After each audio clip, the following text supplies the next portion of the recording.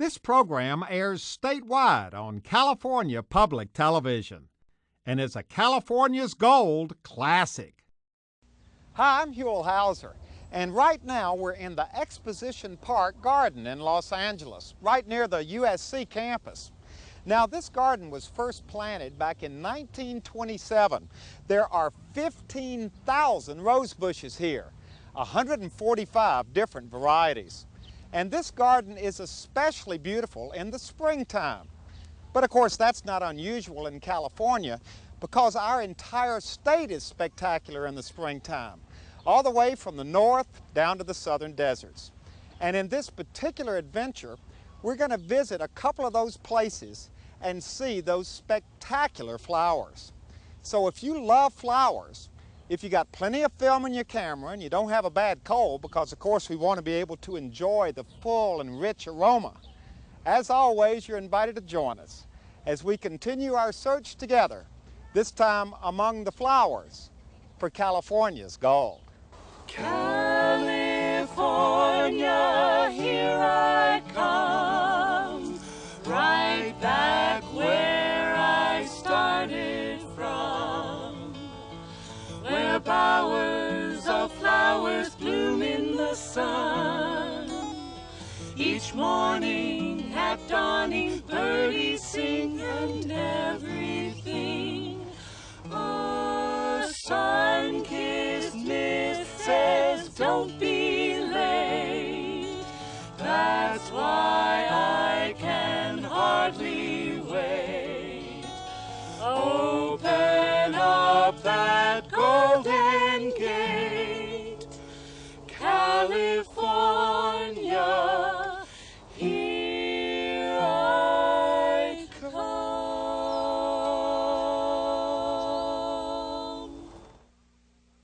Now, to get to our first flower destination, we drove through the gold rush town of Sutter Creek in Amador County, and then turned onto a little road that wound through some of the prettiest country I've seen in a long time.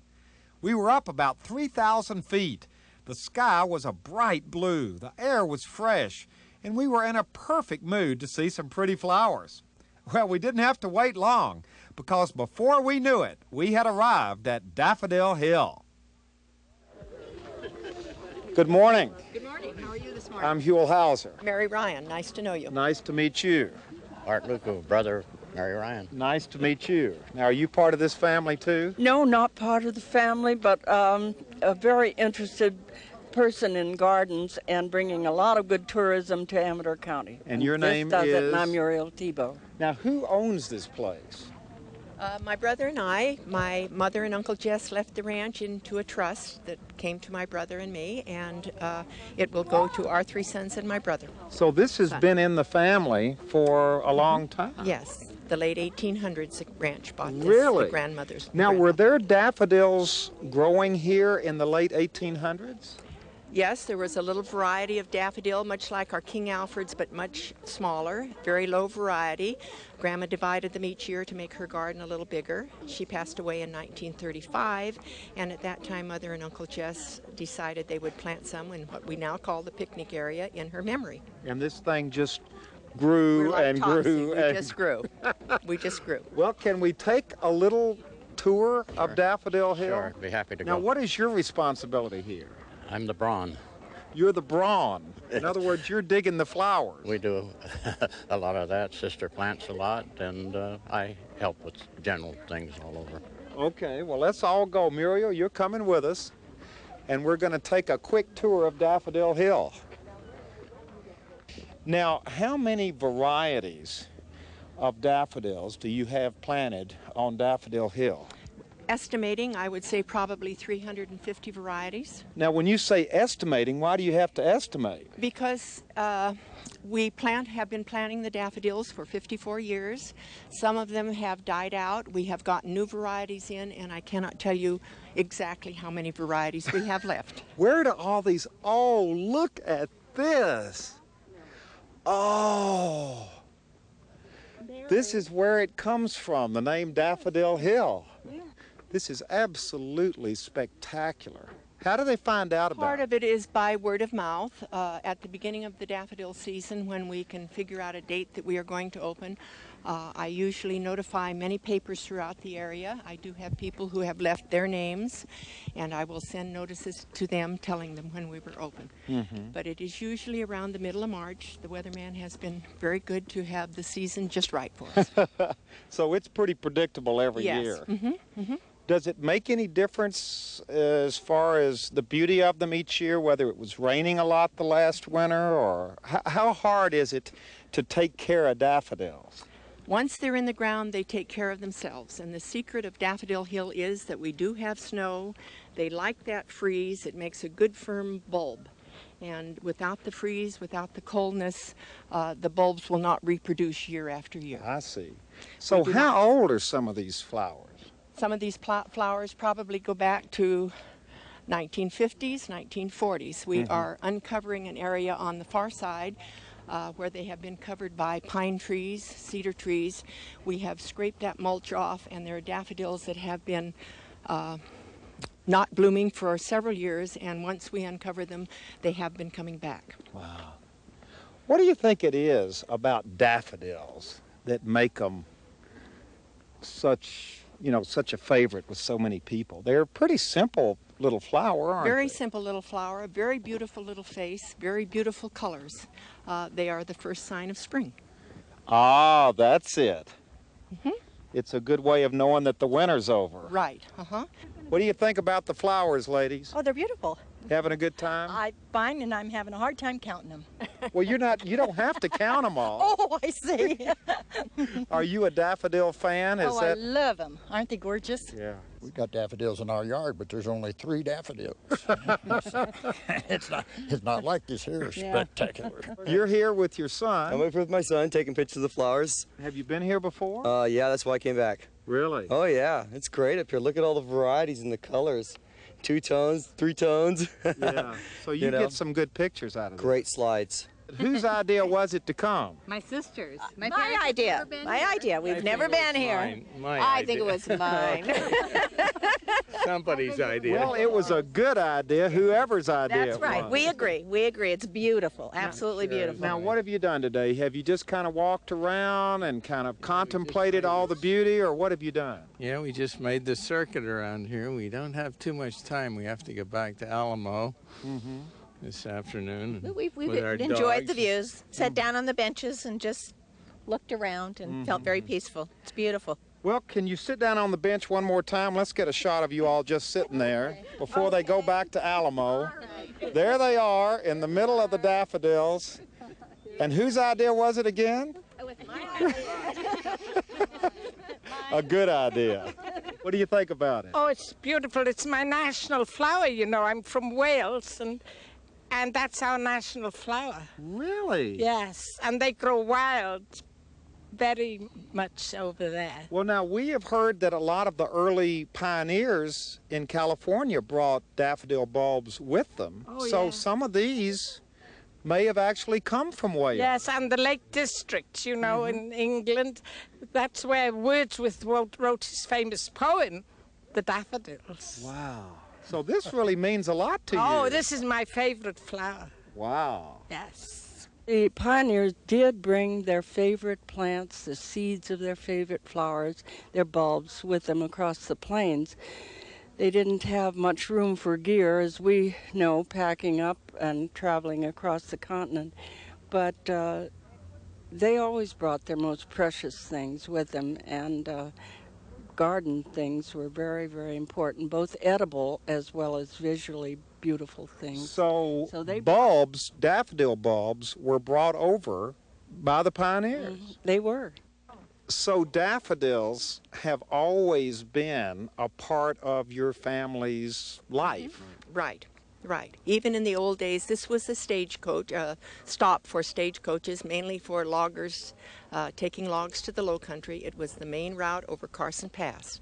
Went right between the barn and the original house. Really? And they stopped here to have their bed and breakfast and then carried on down the road. And enjoyed the daffodils. And no, in that time there were just a few. I don't think they enjoyed too many back Not in the like 1880s. this, but there were some daffodils. There were some here. daffodils, yes there were. You don't know how many people tell us what a refreshing feeling it is to walk through the daffodils. And that's true. You get up here and you're lost. You have no problems, you have no cares, you have nothing. Yeah. A beautiful place to be. And I would think that when people walk in here, they buy into this whole idea of this being a very special place. And we have people from all walks of life. All walks of life. And whether they're rich, poor, or in between, they all seem to enjoy it. They are very respectful. I don't ever want to hear anybody say that the public doesn't take care of the land, because we have very, very few problems. Yeah. Very few. Yeah. Do you have problems with people wanting to pick them? No, very few. We had more in the old days than we do now. Really? Yes. When we were not nearly as large. People have to go right by us when they leave, and it would be very difficult to take out a bouquet of flowers. Yeah. Well, you don't have an alarm set up or anything, No, do you? we don't have an alarm. Just the peacocks. If they get in their way, they might sound off. Some areas, they grow much better than others, as you can see. But it is an excellent soil, beautiful soil to work in.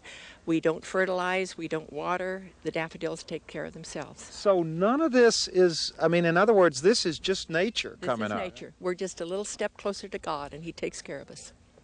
How many more flowers can you put in here before you have a full house? We can put in many thousands more. Really? Yes.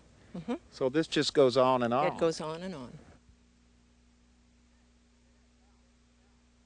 Next, we headed south for the beach, the town of Carlsbad to be exact, which is located 35 miles north of San Diego. Now, Carlsbad is one of the most picturesque coastal communities in Southern California. It's also the home of one of the most spectacular springtime sights you'll find anywhere in the world. You get just a glimpse of it from the highway, and when you pull into the parking lot of Carlsbad Ranch, you see even more of it. But when you finally park and get out of your car and walk up to it, it is literally breathtaking. Good morning. Good morning. I'm Huell. I'm Paul Ecke. How are you, sir? Nice to meet you. I'm Liz Ecke. Nice to meet you. I'm Mike Mellano. Nice to meet you all. Well, I've done a lot of interviews with a lot of people and been in a lot of places in California, but this has to be one of the most spectacular places I have ever seen in my life. Well, you and a lot of other people feel the same way. Is this normal? Is this the way it always looks in the springtime? Well, for about the last 45 years on this property or adjacent property, there's been a site similar to this, but this year is the #1 best crop that's ever been grown here. Really? #1, no doubt about it. Well, can we walk up here while we're talking a little bit about it? Sure. And can you give me the history of it, why these flowers are here? Well, I think one of the reasons is that the world's best ranunculus grower, Ed Frazee, decided that this was the #1 best place in the world to grow these bulbs. And so for that reason, we've been cooperating with him over the years. And now, why was this the place that was so special for growing them? Well, he tells us that this is the place where the humidity, the temperature, the soil, the water, it's just the right combination to create the very best condition for growing this particular crop of ranunculus. What do you think the appeal of these fields are for people? Well, I think that unlike most flower crops that are grown in fields, these flowers are allowed to bloom so people are able to enjoy the color, whereas normally a field of flowers you pick the flowers when they're still green, so there's not the same kind of color that you have here. Now, what do you do with all these flowers? Because you don't actually sell the flowers, do you? No. The blooms themselves. Yeah, we harvest about 5% of the blooms for sale as cut flowers, which we ship all over the U.S. and Canada. And as a matter of fact, this year we shipped some of these flowers to Holland. We shipped flowers to Holland last week, and then in addition we harvest them to sell at the stand for the public. But the primary crop is the bulb. Yeah. And then the bulb is the crop that it will be harvested in June. And after it's processed and dried and packaged, it will be sold virtually all over the world. So the reason why you see all the flowers blooming is that we produce more flowers than we can sell as fresh flowers because of the number of bulbs that we need for our bulb market. Yeah. You see, that's the reason. Now, do you have to worry about weeding this out, or how much maintenance does it take to keep this garden going? A lot. As a matter of fact, there's a weed right here. Oh. This right here. So when we well, row, if this is a weed that's right a weed here. right there. That's well, let's take that out. How did a weed get in this garden? Well, when the wind blows, when it rains, things just happen because this has all been treated, but you cannot control nature totally. Yeah. When we rogue, after it starts blooming, we go through once a week or once every other week and weed, and then when they start to bloom, we rogue. Rogue, that means taking those guys out. From our point of view, that's a weed because we don't want that color of bulb in our pink, in our red, see? So this week when we weed, we will take out all the weeds and we will rogue the off-colored plants. Years ago, my professor at Ohio State University said a weed is a plant out of place, and that yellow one is out of place. What are people's favorites when they come here? What's the strip here that gets the most comment? It's my understanding that it depends on what part of the world you come from. It's my understanding that Americans like the brighter colors, and European people, especially the English people, prefer the more pastel. As an example, an English person would prefer this rose rather than this red right here. Oh, I see. So they like this pink. It really depends on where you come from. Now, I've noticed that there's a lot of people, a lot of Japanese tourists, and they seem to like the yellows and the oranges more than the pinks. But that's all I know, you know. Well, I tell you what, you've got something here for everybody. That's the idea, isn't it? Which are your favorites? Well, this mixture down here. You like those, don't you? Well, let's ask these ladies. Ladies, which is your favorite? Well, I like the blue. The blue? Yeah, or purplish. The purple up there. Yes. I like them all. Oh, she's taking the easy way out. I like the mixture. You like the mixture too? Yeah. So we got 3 different answers. Ladies, which ones do you like? The mixture is our favorite. The mixture? The mixtures are beautiful. I love them all. All of them. I'm from Maryland.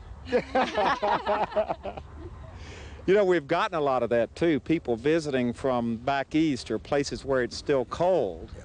Sure. I mean, this is part of the charm of this part of California. Well, it's springtime in California. It is springtime in California. Now, I found a lady taking pictures in the garden today. Did you come here to take pictures or just to kind of look at it? Well, or I both? came here for both. Actually, I bring my folks here, and this is the first time that they visit the field. So I thought, yes. Now, why did you bring them here? What did you think they would enjoy about it? Well, they like nature, and this is such a rare experience for them to see such a big, large fields for them. Yeah, they don't have the same type of scale they have in the Orient. Where are they from? From Taiwan. So they don't have fields like this in Taiwan? No, not in the same scale, the large scale like this. Right. It's very beautiful. Ma'am? It's very beautiful. Very beautiful. Yeah. Right. She likes it. I just happened to drive by here one day, and I was coming off the freeway, and I said, what is that? That is absolutely gorgeous. Yeah. So she loves to walk, and she loves flowers, and so this is a perfect day. Well, and you've got her dressed appropriately as well. Right. She could blend. You better not let her run out here. No. You'd never find her again. That's true. She keeps trying to get in the flowers. She loves them, so she likes to smell them. Well, enjoy your day. Thank you very much. And there she is, the littlest flower. She's dressed like a flower, standing in front of the flowers. Now, you know what you're doing is not... I know I'm not supposed That's to. not right. No. He caught me. Well, I was on the spot. I was very careful, honest. I wasn't supposed to get busted, though. You wanted a picture in the flower I wanted field. just my face and just nothing but flowers around, so... Well, we won't tell anybody. We'll just show the pictures. Thanks a lot. There she is, a lawbreaker right there. She's breaking the law, and we caught her. Goodbye. Uh-oh, she's pointing. What are you pointing at over here? This flower, I love that color. Uh-huh.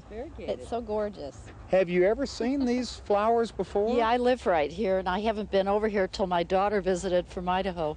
I live right here. So wait a minute, you live right... I live right on the ocean in Carlsbad, and I watch this from my bicycle rides all the time, never come up here. Terrible, aren't I? Do you ever get used to it? No, it's too pretty. You can't, this kind of beauty is, it's awesome. We're standing with a native Californian. That's the way you identified yourself. Orange County all my life, and I've driven up and down this coast for many years, and this is the first time I've actually stopped and gotten out of the car and walked up this hill, and it's a completely different feeling, and it's beautiful. How do you describe the feeling to people? Because I'm a little concerned that we're not going to be able to adequately tell this story through the camera. Well, just the aroma, the color scheme, each individual flower you can see here, where from out on the freeway there, it just is a beautiful color, yellow to orange. It looks like, oh, another rainbow.